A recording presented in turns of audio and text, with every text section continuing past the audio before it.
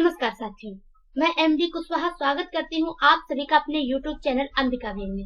तो साथियों, आज हम पढ़ने वाले हैं कक्षा 10 हिंदी में आचार्य रामचंद्र शुक्ल जी का जीवन परिचय। और इसमें हम आप सभी को बहुत आसान तरीके से आपको बताने वाले हैं और इसे पढ़कर आपको पूरा जीवन परिचय याद हो जाएगा। तो साथियों, स्टार्ट करने से पहले मैं आप सभी से एक छोटा सा अनुरोध करना चाहूंगी, छोटा सा निवेदन करना चाहूंगी कि कृपया हमारी वीडियो अच्छी लगे तो लाइक कर दीजिएगा, दोस्तों में शेयर कर दीजिएगा और चैनल को सब्सक्राइब जरूर कर लीजिएगा। तो स्टार्ट करते हैं। हम देखते हैं आचार्य रामचंद्र शुक्ल जी का जीवन परिचय आज, और सबसे पहले हम इनका संक्षिप्त परिचय देखते हैं।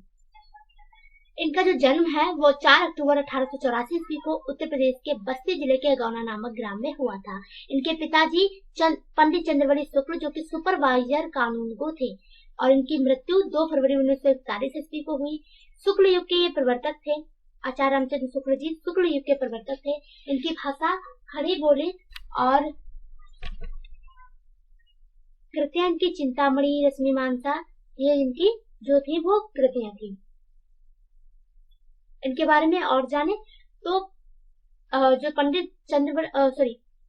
आचार्य रामचंद्र शुक्ल जी थे, उन्होंने मिर्जापुर के मिशन स्कूल से हाई स्कूल की परीक्षा उत्तीर्ण इनकी गणित में कमजोर होने के कारण इनकी शिक्षा आगे न बढ़ सकी। इंटर की परीक्षा के लिए कायस्थ पाठशाला में प्रवेश लिया, किंतु अंतिम वर्ष की परीक्षा से पूर्व ही विद्यालय छूट गया।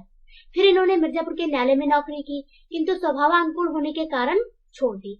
मिर्जापुर के मिशन स्कूल में चित्रकला के अध्यापक हो गए। जो आचार्य रामचंद्र शुक्ल जी थे वो मिर्जापुर के मिशन स्कूल में चित्रकला के अध्यापक हो गए।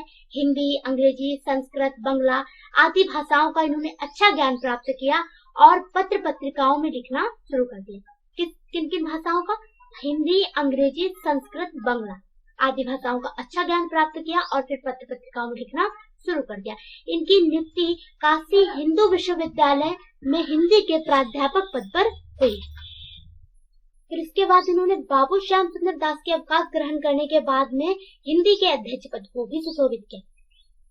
और इसी पद पर कार्य करते हुए 2 फरवरी 1941 ईस्वी को इनका स्वर्गवास हो गया, यानी कि देहांत हो गया।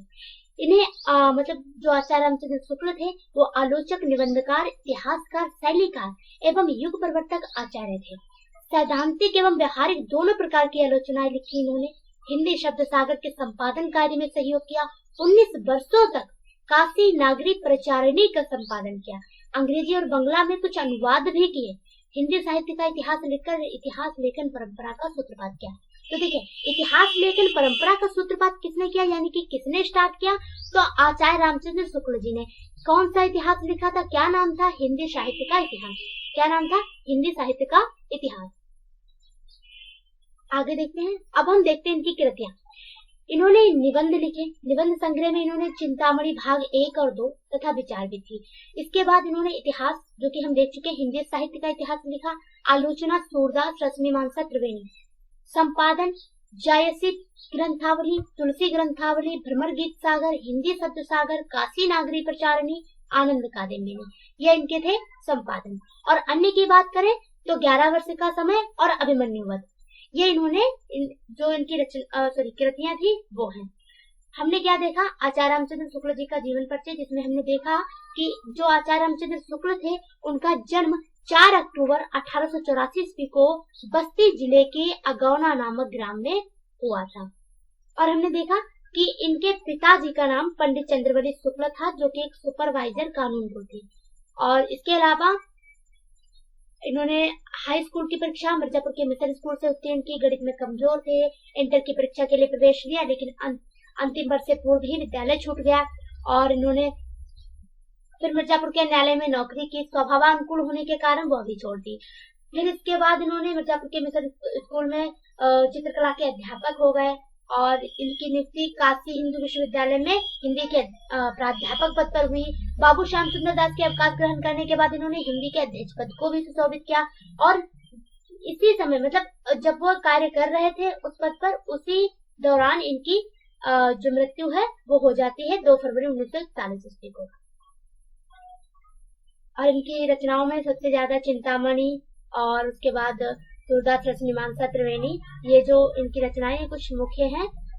और आज के लिए बस इतना ही। अब हम मिलते हैं अगली वीडियो में। तो साथियों, आप सभी से पुनः निवेदन है कि हमारी वीडियो अच्छी लगी हो तो लाइक कर दीजिएगा, दोस्तों में शेयर जरूर कर दीजिएगा और चैनल को सब्सक्राइब करना मत भूलिएगा। धन्यवाद।